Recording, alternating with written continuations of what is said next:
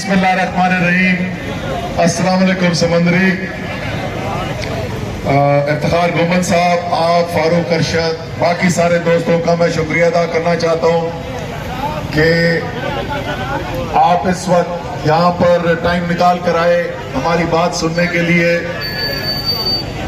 एक तारीखी तहरीक हमारा कप्तान चला रहा है जी, और इंशाअल्लाह ताला इस तहरीक के नतीजे में एक नया पाकिस्तान बनने के लिए जा रहा है। एक ऐसा पाकिस्तान जहां कानून सबके लिए बराबर, जहां इज्जत सबकी साझी, और ये पाकिस्तान जहां पे चंद ताकतवर खानदान, चंद ताकतवर लोग बंद कमरों में बैठ के डीलें करके कौम के फैसले करते हैं, आपके अच्छे और बुरे का फैसला करते हैं। ये पाकिस्तान अब खत्म होने जा रहा है। ये पाकिस्तान अब पाकिस्तान के अवाम को किसी सूरत मंजूर नहीं है।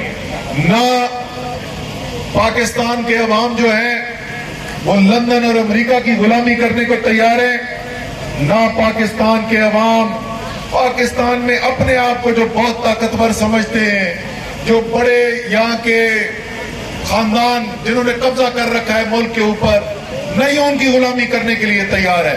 और इंशाअल्लाह ताला मैं आपको बता दूं, खुशखबरी आपको ये दे दूं कि आपकी कामयाबी से हम उतना ही करीब पहुंच चुके हैं जितना पाकिस्तान की क्रिकेट टीम वर्ल्ड कप जीतने के करीब पहुंच चुकी है।